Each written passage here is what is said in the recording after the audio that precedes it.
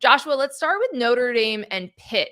This is a game I don't think anyone had circled until a couple weeks ago. Pitt suddenly emerges as a team with a new quarterback in Mason Heinschel. 5 starts, 5 wins.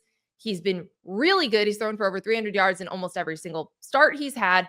It's breathed new life into the Pitt Panthers and made a very intriguing ACC race, playoff race for Pitt, which again, early in the season, I don't think anyone was picturing that. Now it's the toughest game remaining for Notre Dame, who also has playoff hopes and playoff expectations. And now this is one of the most intriguing games of Week 12. What you watching for? Well, I think the quarterback matchup, to your point, is going to be really intriguing. You mentioned Mason Heinschel, and young player comes in and is phenomenal right away. And this Notre Dame defense has been a question to me, and I keep saying it. I think they've gotten better. I think this is one of those games where we find out if they really have, because now you're looking at an offense that certainly can challenge. And then on the flip side with CJ Carr, he's been very, very good this year. However, couple of big games, maybe not his best performances. I go back to the USC game where it felt like he was pressing a little bit to try to make plays. I don't think this is a situation where he should go out there and try to create the plays. I think he should just play the game that comes to him. It'll be good enough. But the quarterback matchup, I think, is key number one in this one for me. And then the secondary storyline is if Notre Dame is going to be a team that is in the college football playoff and they end up winning this game, well, how did their defense look against an offense that has a pulse? We saw them against USC, and the defense certainly did look better in that game. I'd also say, I've seen a couple times now where Lincoln Riley's had to take the long trip and maybe the weather wasn't great. We saw it when they went to play at Nebraska where the offense just didn't look very good. Maybe that was just a USC isn't good in cold weather when they have to go on the road, and not as much Notre Dame's made the improvement. So I'm looking out for that. Okay, so that's one of the main storylines. Another one is how much this means to Pitt, which you would think that this game meant quite a bit.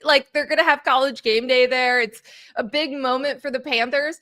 Pat Narduzzi, who I love, and he says ridiculous things. He says exactly how he's feeling. He gets asked this week if Saturday's game against Notre Dame is a must win. And he says, quote, "Absolutely not. I'm glad you brought that up. It's not an ACC game. I'd gladly get beat 103 or 110-10 in that game. They could put up 100 on us as long as we win the next 2 after that."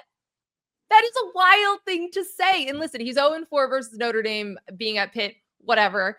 This is such a funny thing to say ahead of a top 25 showdown, ahead of the game day game, a big matchup to say they could beat us by 100. And I don't care. Why on earth would the head coach say that?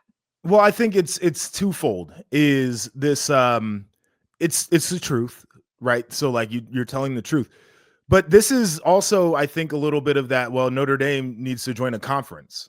This isn't a conference game, right? And he's not the only coach that is kind of needled at that this week. And so I think there are a lot of things at play here. Now, where I'm pissed off is he's telling the truth, and that's bothering me right now. I was told that so many more games in November were going to matter, and here's a ranked matchup where game day is going, and literally for one team, they're like, I don't have to show up because it doesn't affect our ability to make it to the college football playoff.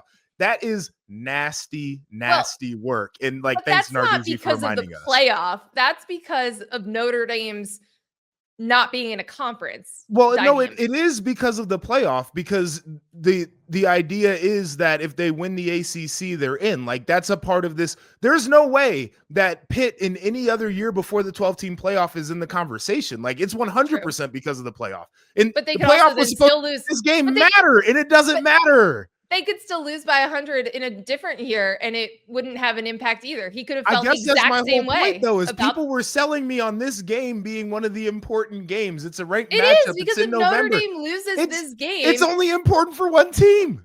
It doesn't matter. So, playoff eliminator. It's playoff eliminator. Could roll up and say, I'm good. I'm good. That's the problem, is the one team that it matters for, the other team could no-show.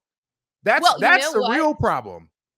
We'll get to another game where it's an eliminator only on one side, which is Oklahoma, Alabama. Alabama could lose. Yeah, Oklahoma they could, but they're not gonna no-show. That's the difference. Narduzzi really might just roll out there and be like, they get down 10 points early in the game and he just pulls off his starters. He would do that. I really hope that doesn't happen. I really he would do hope it. That doesn't happen. I think it's more of a Notre Dame dynamic than anything else. And I we did agree. have that This is a conversation of big commentary on Notre Dame, yeah. 100%. But the And playoff thing is still always in the background for me. and I think, you've had a couple of different coaches take shots about Notre Dame's independence this week, And Joey McGuire. including Joey McGuire. Very weird. Very weird. He credited BYU for joining a conference after beating them. And then Notre Dame fans got mad about that. But no, I think that's more about that than this.